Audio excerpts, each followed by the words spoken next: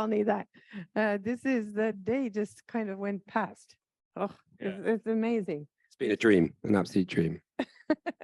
No nightmare, I hope. Sleep. No. Okay. Then we're very, very happy to have both Greg and Michael here today. And Greg and Michael are working for are you both actually for the Pet Food Manufacturers Association? It doesn't exist anymore. Oh, it does. It's Okay. UK Pet.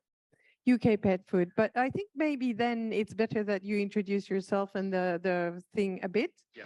And I will just say that these are wonderful men, and they will tell you a lot of things about how we should do with the pet food that we're serving, that you do ask good questions about all the time, that how we can see that it remains as safe as it remains good for the patients. Because if we can't make it safe and if dogs starts getting sick, then it's death for raw food, because this is a volatile area still.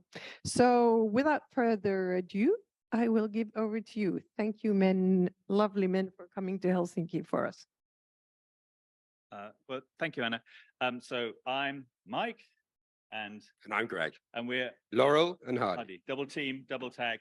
So actually, we nearly didn't make it, or Greg didn't nearly make it, because I entered the passport details incorrectly. So when we arrived at the gate yesterday, a very stern-looking Finnish lady said, "I'm sorry, your name is wrong. It shouldn't say Greg, it should say Gregory." And so obviously he's a completely different person. We can't let you on, but we managed to persuade. It's Michael's sweet talking that's got us through. So we're here, we made it. And this is going to be very different because we're not talking any science. We're not scientists. I've failed physics with chemistry twice. I did get maths, but that was a struggle. So it's really about how we ensure that there is consumer confidence in the products that the raw manufacturer members of mine are making. So, but I'm just going to first talk a little bit about the structure of my organization, what it covers, what it doesn't cover, what we do, what we don't do. And then Greg's going to talk in much more detail about how the raw group within the UK Pet Food has been working really hard since about 2015 to develop guidelines and then develop this sort of certification process. So I'll start with just a little information about UK Pet Food. There is a bit of confusion because when you probably last saw me, if you were meeting, when I came to present before, we were called the Pet Food Manufacturers Association. We had a complete rebrand at the end of last year for reasons I'll partly go into, but it was to refresh and also get away from sort of long acronyms and actually reflect a bit more what our membership is. So we have 103 members. Not all of those make raw pet food. In fact, the number of companies who are members of ours who make raw pet food is about 14, and we have one who's a specialist supplier into the raw pet food sector. So over 10% of the members are now raw manufacturers. That's increased dramatically over the last few years. In fact, when Greg, when you joined, there was only two manufacturers of raw pet food, and now it's 14. So it has really grown a lot, and that also I think is reflective of the market in the UK, which is growing at around 20% a year for raw pet food compared to about 4 or 5% for the rest of the market. So we represent over 90% of the market. So all the main players in all sectors are part of UK pet food. So we can talk with authority about the UK pet food market. And here are some of the brands, and you'll recognize some of those. Some of them are probably less well known, but that's the collective voice of the industry. And you'll notice some of the names in there are more familiar to yourselves in terms of the raw market. So what happened a few years ago was we were getting increasing questions from retailers and from other organizations wanting to be more closely involved with us, but not actually eligible to join. So we set up this new grouping called the sort of associate member group, and that's grown quite quickly up to 10 members. it varies widely from, from Tesco, big supermarket, through to the Pet Sustainability Coalition, which is there which is a global organization which is promoting how best to make a sustainable pet food sector. And anything in between, including packaging. But what that meant was we kind of recognized that we're not just pet food manufacturers, we're much more than that. So that's part of the reason why we rebranded to UK Pet Food. And what we're about, we're not a government organization, we are a trade body, we are there to support and influence, support our members, try to influence government and others to raise standards in terms of pet food, promote responsible ownership. We're very much involved in doing education material on obesity. So we do produce a lot of material for vets to give out to their clients. So if you go on our website, you'll see there's a lot of education stuff there, which is around making sure that people are obviously treating their pets properly, particularly when it comes to nutrition. We want to raise standards, so we're very much around self-regulation, and we work as an industry to promote an understanding amongst our members about how to make the best food possible in a safe and sustainable way. We obviously represent our members' views when we're talking to government, so we talk with one voice, so government only has to listen to one person talking to them rather than 103, so they can take a decision based on our collective viewpoint. And obviously we're there to promote the reputation and the growth of the industry. We're structured, I mean, it's a little bit dry, but we are structured such that we work through committee structure so that all members have the ability to join those committees, and they can influence what activities we do, decide how we want to do things, and we rely on the expertise of our members like Greg to tell us what it is we should be aiming to do. And you'll see there the Raw Pet Food Group is one of those committees, and that's really obviously the focus of this conference, and that is a very active group, meets very regularly. And the key topics over the last couple of years have been developing these guidelines which are promoting best practice to our members, and moving on from that to work up this sort of certification scheme so that members can be independently audited. So it's been a really it's a really passionate group, really wanting to do the right thing, wanting to promote raw feeding, but doing it in a sort of collective way. Just to say, there's a lot of legislation covering pet food, over 50 pieces of legislation. A lot of that obviously is coming from the EU, and when we left the EU, we transported all that regulation into the UK, and so the UK is none of that legislation is particularly changed. In minor ways, a few additives have changed authorization, but it's really we still operate to the EU legislation, so that means trading between us should be as straightforward as possible. FEDIAF is the European Association, which we still belong to, and they create a lot of the sort of the self-regulation pieces, which you'll be aware of.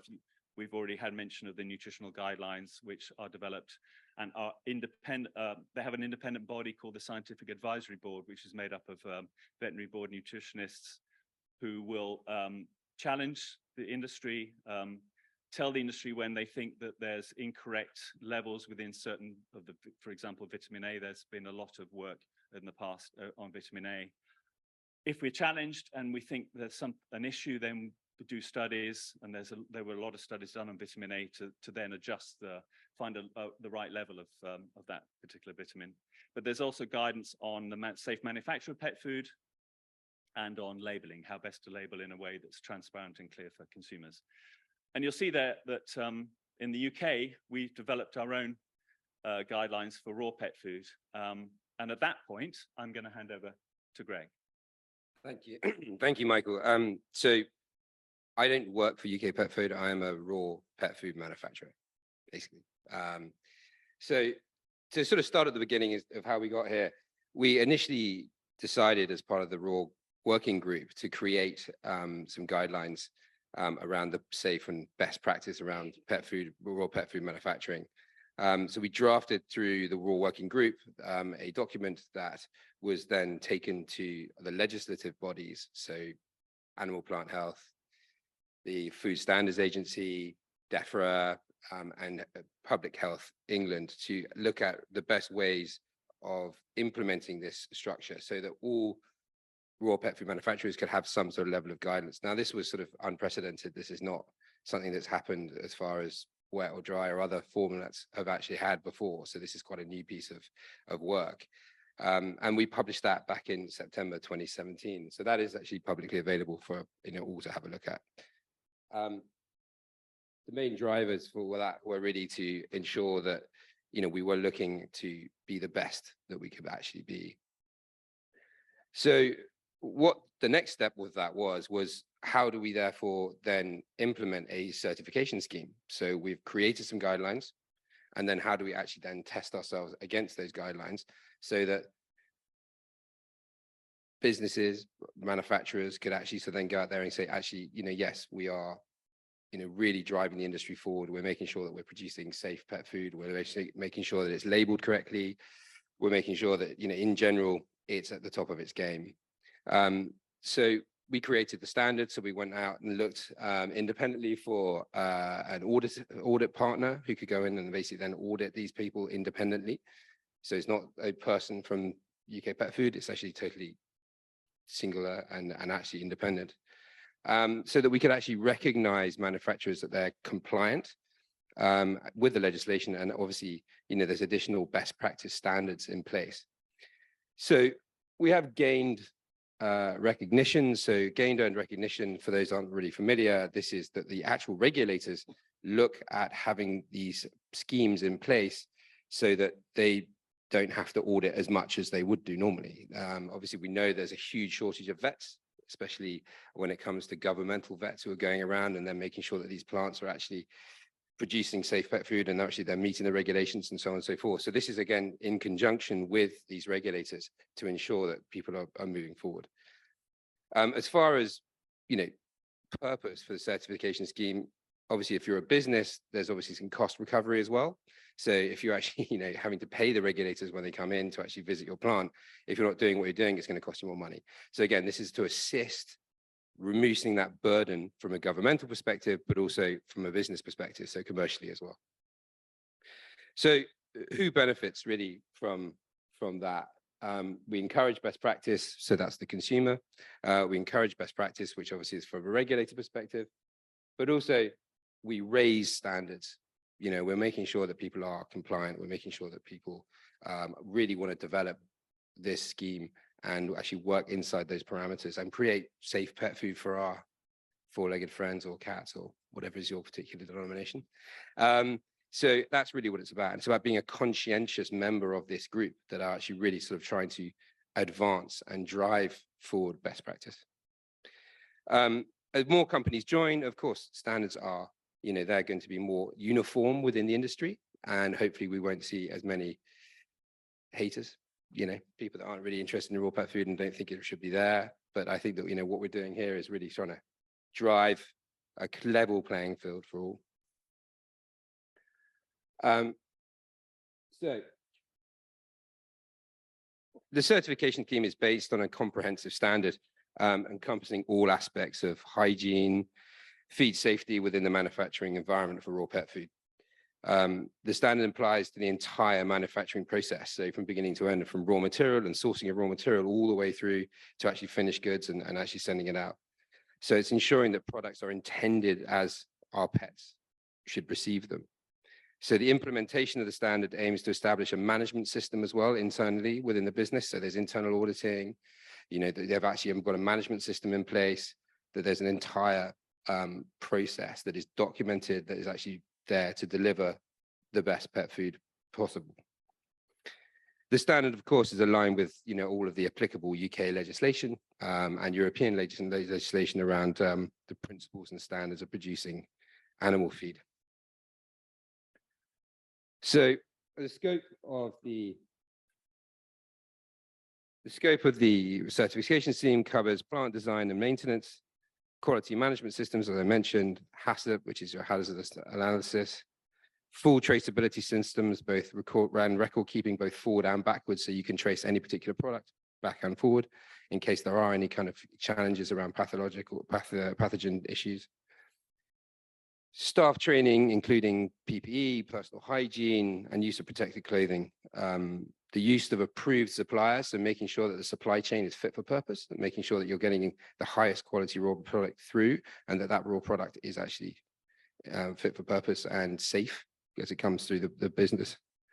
And precise recipes and product formulations as well to make sure that they're all in place. And there's also the safe handling of finished goods, so it's not only on the way in, on intake, but it's also on exit, so that you're making sure that these products, when they're coming into the consumer's home, when they're coming in to be fed to their dog or cat, that they are actually fit for purpose, safe, and regulated.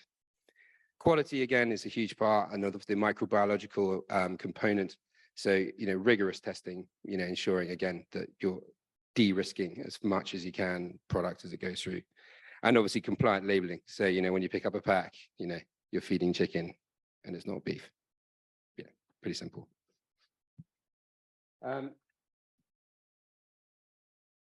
So we're raising the bar. I mean, why take part?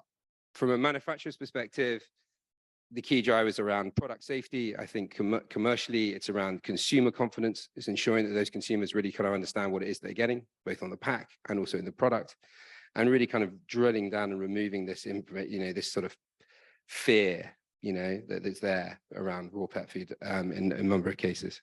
So consumer confidence, I think, is key. Here's one of our fact sheets. So this is obviously up on the UK Pet Food website. So again, this sort of runs through all of the information. So UK Pet Food presents a lot of information for vets, a lot of information for retailers, a lot of information generally to the press in the UK, and so on and so forth. It's a point of call. So there's a huge amount of information that goes into delivering key information to make sure that people really understand what it is that they're trying to do and what raw manufacturers are trying to do. So here are a few certified companies currently in the UK. So Natural Dog Food Direct, Poppy's Picnic, RPFC, Benefit Natural, Binny, that's me. Nutriment, which is also VOF, which I'm sure I'm probably a little bit more familiar to a lot of you guys. And Nature's Menu, which is the sort of instinct crowd, as I know. Yeah, nodding at the back. And Natural, which is based in Yorkshire. We have a total size. So we produce a market data report every year at UK Pet Food, or sorry, Michael and his team produce a great piece of information, which is the UK pet food market. And last year, they reckon there's about 210 million pounds worth of raw pet food sold in the UK, which is about 48,000 tons, which is a lot. Percentage of? Michael? Total market, but that includes small animal, fish, and whatever is close to 4 billion.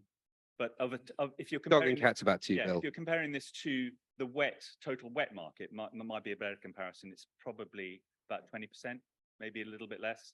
So it's a significant portion of the wet market, not of the total market. But I think the key thing here is how that's grown. I mean, that has grown exponentially and continues to grow at like 20% year on year, which is great for raw pet food manufacturers, to be honest. So what we've actually got currently represented is we sort of worked it out that probably 50% of that is actually covered by our existing scheme. So, it's a reasonable sign. And obviously this is a scheme that's open to those who are to come in, who want to kind of, join and get involved with the scheme. So what's the next stage? So we really want to kind of see if this is something that we can roll out to a global standard. We already have produced some guidelines that is actually being talked about at European level as far as getting those raw manufacturing guidelines established within FEDIAF. So if we can do that, then the next step is how do we drive this scheme so that we can actually make it wider than the UK and actually bring it into all markets. This is not, by the way, a money-making venture because this is not commercial from the UK pet food side. That's actually to do with driving standards. So it's how can this actually self-funding? It's not about making money. It's actually about developing best practice and growing. Kiwa are the independent auditors. They are global. They audit everybody for everything all over the world. You know, they're a very, very large organization and uncorruptible. So we also got colleagues in the USA, China, Latin America, and Australia. And based on the EU legislation, we may need to look at local variations. But again, that's actually when we start working, or Michael and his team will start working in market. So it's all good to see how we can actually drive this forward. And if you click on this very large QR code, which I can never work, then you can actually get directed directly to the website. Yeah, and you tell can me if see. that worked. I'd really like to know. Yes. Oh, thumbs up from one person. So yeah, that's about it. I hope that wasn't too boring. And any questions? No applause, noted.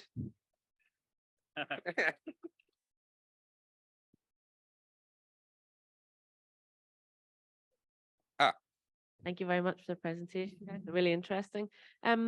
So currently this is a voluntary guideline, which do you think there is ever any possibility that this would be incorporated as mandatory and actually built into legislation that these become a requirement, or is that That's not really the purpose. The purpose is to take what the legislative requirement is asking you to do. So people have to meet the law. So this is, I mean, and this is then going voluntarily beyond the law to raise standards. So you can change the law and you can push to change the law to raise. I guess that's what I'm getting at. Is there any appetite? There's no appetite to do that. This is to say these people are meeting the standards. We've been to their site. They're doing everything to correct in order to meet the requirements of the guidelines, and therefore you can put this mark on there. But it's not really. I guess it could drive legislation, but actually, I think if everyone was taking part in it, it's a kind of way of self-regulating that's actually going beyond legislation. I think as well, you know, the earned recognition piece, you know, is there because obviously this has been developed with the regulators. So they're going to be looking at going, okay, well, this business has got that as well.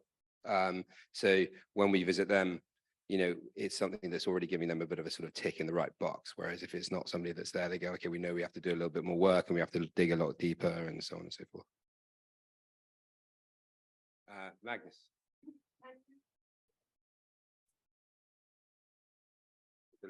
He's a long way back, so he's got an arm like Tom Brady.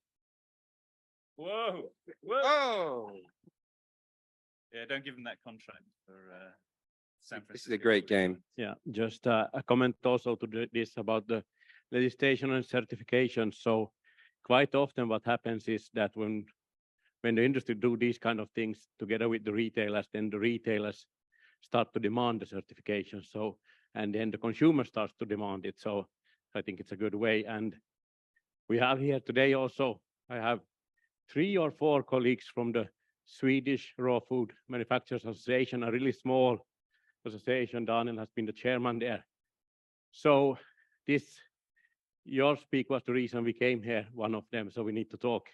But keep up it. Excellent. And look at how we can do this. And luckily here in the Nordics, still people seems to trust the law and the common following, so they don't ask for certifications, but because there are not so many cowboys in the manufacturing here. Yeah, I mean, there's a distinction between what the law tells you should do and the enforcement, which is how many people are actually going out and inspecting and seeing whether the law is being met. So those are 2 very different things. This is in a way saying we are now inspecting ourselves, we are certifying with independent person coming in to see. So that should give confidence, and also as earned recognition means that the authorities are going, oh, those guys are doing a good job. We still need to inspect them. I mean, we can't completely avoid that, but we'll visit less often. There'll be less cost to the taxpayer, less cost to the manufacturer. It's a win-win for everybody. I think the other thing is actually being a manufacturer. So having sort of both sets of audits. So you've got the legislature who come in,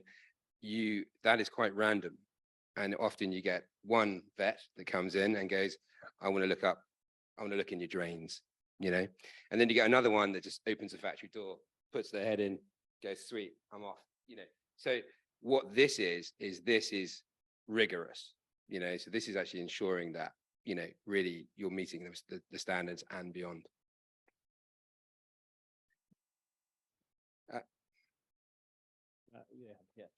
Actually, I could ask, what's the kind of possibility, for example, to implement something like this into Finland? Well, yeah, if you've got the guidelines and you've got the certification, what it tells you you need to do, where's the document? Is it up there? Okay, so there's a document that tells you what it is you'll need to do. Then Kiwa will have an office in Finland. They will come to you and they will have a pre-discussion with you about, and they may have, I don't know what happens, they have a look around and say, you're probably going to miss on this one, so you might want to do it. Well, no, I mean, they basically, what you do is you get the guidelines. You know, you go into your own business, you make sure that you're compliant, you look around, you go, look, you know, what do we need to do here? Do we need to get some of that in? Do we need to do some of that? Do we need to do some of that? What do we need to change? What do we need to do? And then you get the auditor in. And the auditor is going to come in and go, okay, now that's a big black mark. You don't want to be doing that. So you're probably not going to get accredited. But then they're going to come back and go, right, we're going to come back in 3 months. And then they're going to walk through the door and go, okay, how are you getting on now? So it's something that these are changes that you need to make within your business or within your manufacturing process to ensure that you're meeting these guidelines. So yeah, so I think actually it's quite straightforward. So would you be interested in testing it in Finland? Michael. Well, as in, if we were going to make it more European rather than, yeah, I don't see why not. That would be quite logical because it's obviously quite a more sophisticated market than most other parts of Europe. So I think, yeah. So then I will actually ask Magnus, for example, would you be interested?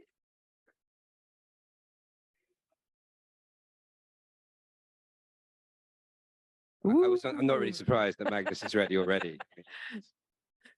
Standard.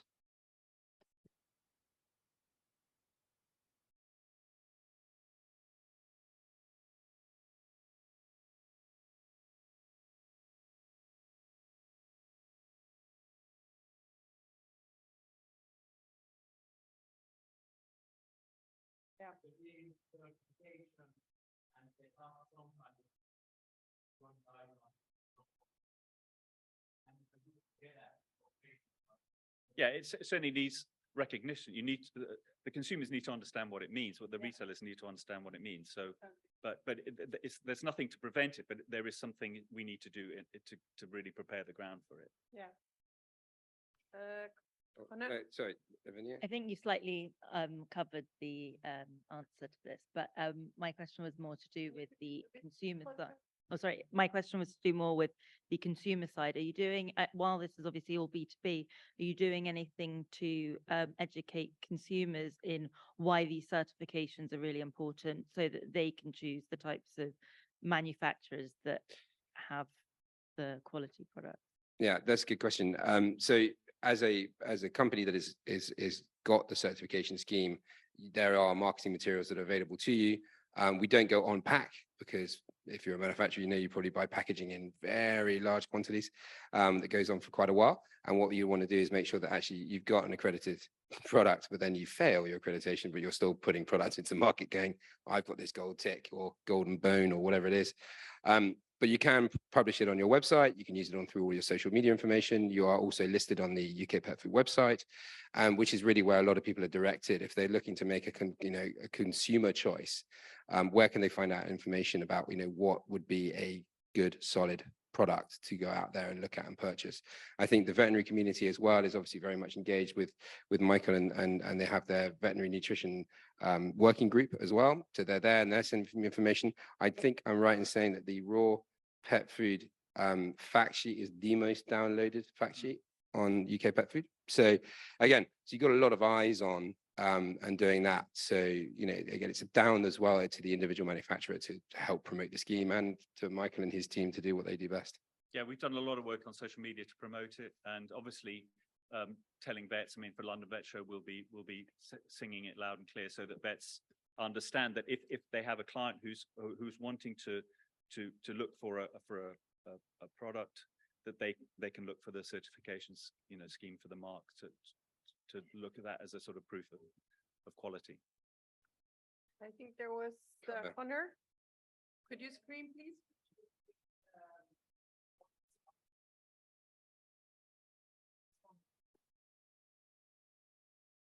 I don't want to. So we saw the study there in 2017 where 2/3 of the complete foods sold in the UK weren't hitting minimum the AFCO standards. In the audit of the raw and dry food companies, is there any space in that audit to test the products, see if the protein and fat, like some of the fat contents of the raws are higher than around that packet, just by looking at it, So is the worry? so from our perspective, when we audited, they audit your packaging against your analytical data constituents, because you obviously have to send that off to a qualified lab, to an ISO lab, get it back, find out what it is. Yeah, so And then put it what's on your pack? So protein and fat. But The actual analytical and nutritional constituents that need to go legislatively on the pack are then, looked at as far as, okay, where is scan text oh, that's pretty good. documentation, so you can actually say, so you can't basically go, I've got a really low fat product because Yeah, I've written 2% fat on it. Yeah. And is there any hope for looking at the AFCO profile and seeing, or FEDIAF in this case, and seeing that they hit these minimum standards to avoid substandard pet food being sold? That's a FEDIAF. It's very expensive. I mean, but yeah, that's a FEDIAF thing ultimately. I mean, I think, it's about best foot forward. Yeah. I think at the moment what we're doing is we're kind of, well, certainly UK Pet Food, and actually I must say they've been extremely supportive of the raw movement as a whole. And when you're looking at that and saying, okay, how can we sort of take this out of the dark into the light, and how can it now, for example, the UK is now selling raw pet food in grocery, which is a huge step forward. It's sat in Asda, it's sat in Sainsbury's. Now, listen, I've been in raw pet food long enough to go, do you reckon it'll be in grocery in 5 years' time? And everyone's saying, okay, no. Yeah. Absolutely not. They're never going to take it. But now they are, because the market is moving that way, because the consumer is speaking and the consumer wants low processed, good quality food. And that is a raw food diet. As you can tell, I'm a raw food manufacturer. Go on over behind you. Good throw. Okay, I'm missing you in France, mate. so talking about consumer choice and transparency and taking things out of the dark, what about buy-in from ultra processed food to adhere to the same high standard that this is going to happen? Like, what's the rest of the group, the rest of the companies that you advocate for? What's their position? That, because obviously raw being with the pathogen concerns being, and potentially concerns that it's not complete and balanced, is one thing, but then looking at supplier assurance, I don't know how deep you go with looking at the quality of suppliers, or like what Connor's saying about ensuring that what's in the bag is what's labeled. What about, like, there's obviously a double standard why raw has to lift this game, but is anyone coming forward in the UK that's a dry food manufacturer wanting to be put through the same auditing process? Yes. So a lot of the bigger companies would already be BRC. I mean, obviously, a company will do this because they reckon someone will recognize it, it'll get some acceptance, and there's only one of these sort of certification schemes. For the bigger companies, there are already a number of, like BRC is one, the British Retail Consortium scheme. So a lot of them won't want to have loads and loads of different audits, particularly if it's kind of against the same thing. And a lot of the BRC is around HACCP, and obviously a lot of this is relating to HACCP. We have been discussing with Kiwa and with others to have a sort of is it SALSA or something? There is SALSA. There is a scheme that could potentially, that I think is already kind of embryonic stage for smaller manufacturers who wouldn't be BRC because they wouldn't be supplying into grocery, that could pick that up. So there's certainly noises to do that. I think it needs to have a drive from the members themselves to want to do it, and some of them, as I say, are already doing other. There are lots of different schemes that we kind of audit against. There's FEMAS, there's lots of areas, but I think for raw it was a very specific and a small. It was easier to get it off the ground and up and running because it's quite a homogenous group. I mean, there are not huge differences in terms of how it's produced, the size of the companies. It was just, and also there was a tremendous desire. There was desire to get it done. So but in the rest of the sector, you've got got fish, you've got rabbit, you've got such a different variety there. But what you need to do is then, I think for me, I wanted this to happen because not just because I wanted the raw sector to do it, because I thought this would be leading the way. And if it was seen to be successful, then I think it would pull the rest, drag is maybe the wrong term, but pull the rest of the industry along with it, such that self-regulation is going to be paramount, and particularly post-Brexit, because what I don't want to see is a declining of standards post-Brexit, where we have, governments that are maybe looking to reduce standards. That's not what we want. We want to raise standards, and I think this is the way forward. So I think, sorry, that's a long answer to a short question, but I think I want us to go that direction. I actually have one question because I remember you sending me this sheet that you give for home owners, like how to treat their raw food at home. And I actually was working with the Ruokavirasto, which is the kind of ministry or the part in Finland that are doing guidelines for having raw food, raw dog food in your kitchen as well.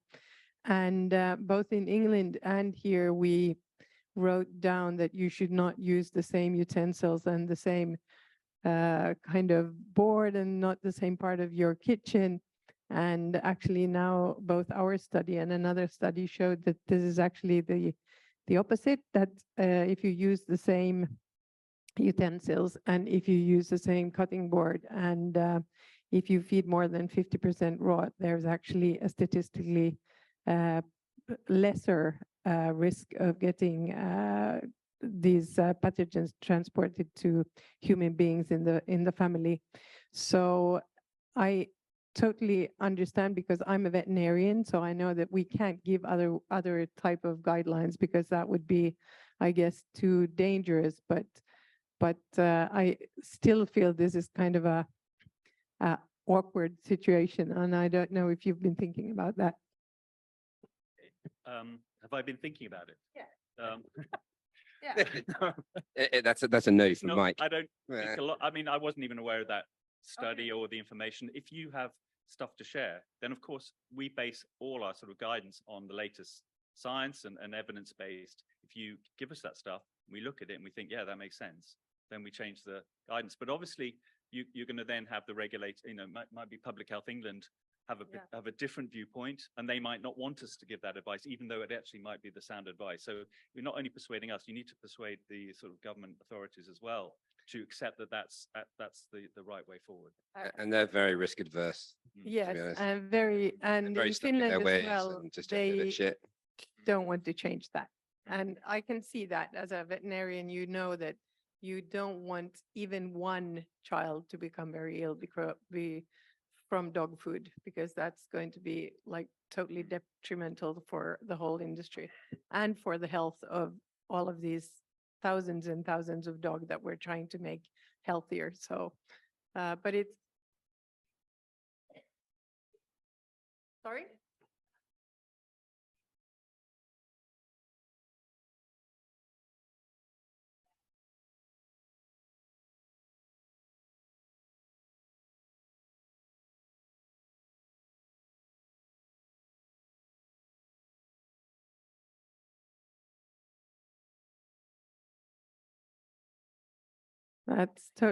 That's totally true. Yes. So she's saying that that what actually probably happens in immunology, it's like when you go spend 3 months in India, like when you go there, you're going to be sick the first 3 days because you're eating from stalls from the streets and you're not really accustomed to those bacteria. But after 3 months, you can eat everything anywhere. And having a dog that's eating raw food in your kitchen, all of your kids and everybody who lives in that family is going to get these microdoses and get an immunity that gets much better. So it is true, but we still have to do a lot of clinical trials to prove that. Okay, any more?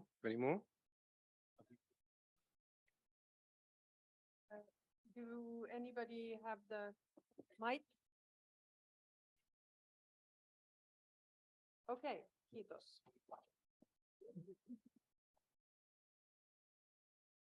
Well, hi, I'm Suresh from Moose. My boss Magnus already introduced me previously.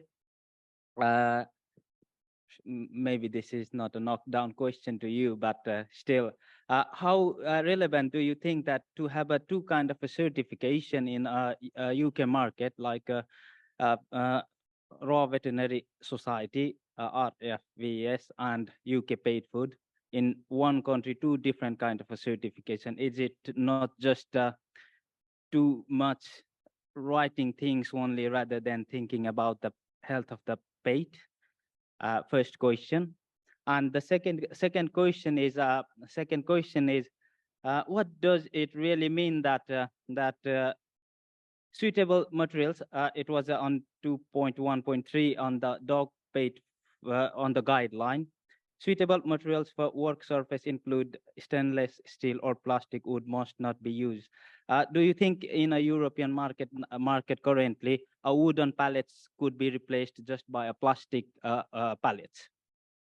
Well, you can take the first one, and I'll take the second one. First one, it's a bit like, there was nothing, and now suddenly there's two. Great. I mean, I think that's a good thing. I think it's and probably if one then changes and raises its standards, and then the other one changes and raises its standards, or they're different in a certain way, and it's a free market. The market will decide, and I think there is space. I mean, obviously it's a big market, so why not? I mean, I think if the more recognition you have of different schemes and of the whole area, brilliant. I don't think there's any issue with that. Do you? I mean, no. No. And plastic pallets, well, they will be better than wood. So. Thank you. Okay, we have one question here in the chat, and it's from India, from Dan Roy. Is there any way for non-resident UK and non-EU based manufacturer to become a PFMA member and accredited? So I think he's talking about India now. Thank you. So if you want to be a member of UK Pet Food, you need to have some sort of basis, some office or site or factory distribution. In the UK. That is the rule. We are the UK Pet Food. We have a global alliance at GAPFA, which is the Global Alliance of Pet Food Associations. I don't know if there's one in India, but the best thing is obviously in your market you want to be covered by. You want to have your own association. That's the whole point of trade bodies, to raise standards within their own markets. If you are importing into the UK, then I mean, certainly call on us for assistance and advice. But to become a member, you need to be based there. But in terms of this certification, and it's not accreditation, there is a difference between accreditation and certification.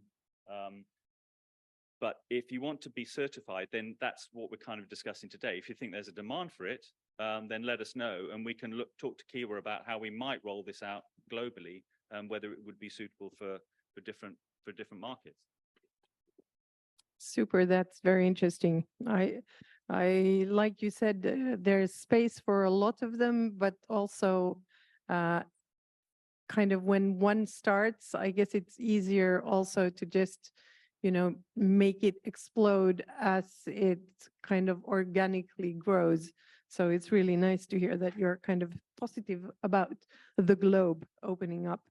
The second, actually, the second question is going to be more on biogenic amines. So I think that will be, maybe Susan, you could come up on. I was just going to make a quick comment about that. I don't know about all raw pet food companies, but we test the incoming ingredients, and we test the finished product for anisotine, peroxide values, and that's on a regular basis. So I suspect most good raw companies are probably doing that. Okay. In my opinion, the more testing, the better, to be honest.